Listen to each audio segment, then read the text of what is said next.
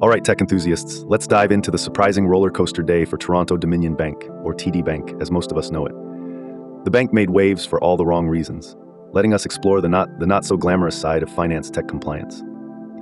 So let's kick off with the basic scoop. Toronto Dominion Bank's U.S. subsidiaries pleaded guilty to violating something called the Bank Secrecy Act, as well as a conspiracy to commit money laundering. No tiny slap on the wrist here, folks. They're staring down a colossal $3 billion fine. This decision, unveiled just recently by the U.S. Department of Justice, has set the financial world abuzz, all because it dragged the bank's anti-money laundering practices into some pretty scorching sunlight. Here's what went wrong. Between 2018 and 2024, pretty much 92% of transactions, amounting to a staggering $18.3 trillion, weren't flagged for suspicious activity. Talk about hitting the snooze button on compliance. The word on the street is the bank's internal audits had flagged these concerns for a while, yet it seems the bank chose profits over reinforcing its anti-money laundering defenses. Oops. Now with all this drama, it's no wonder Moody's, a financial services powerhouse notorious for its credit ratings prowess, decided to drop TD's long-term credit ratings. It's one of those all-hands-on-deck situations, as this downgrade came immediately after the courtroom confessions. For all the stock market strategists out there, brace yourselves. The bank's stock took a nosedive, shrinking by over 10% just 2 days after the DOJ revelations rocked their world.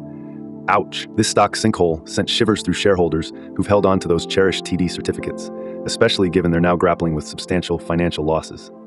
Law firms are jumping into action too. Bernstein Liebhard LLP, renowned for investor representation, is rallying the troops with a class action, alleging TD fibbed about the robustness of their AML protocols. Shareholders were reportedly kept in the dark, or not quite as illuminated as they should have been. And here's where things get interesting for the investors left nursing their financial bruises. We see legal teams like Bernstein Liebhard and Hagens Berman urging investors to sign on as lead plaintiffs. They want to back investors seeking compensation. Given their track record of recovering billions in similar cases, shareholders might just want to grab their popcorn for this lawsuit. Meanwhile, whistleblowers with non-public info about TD can tap into the SEC whistleblower program, potentially snagging rewards up to 30% of any successful recovery. If that's not motivation to spill the tea, I don't know what is.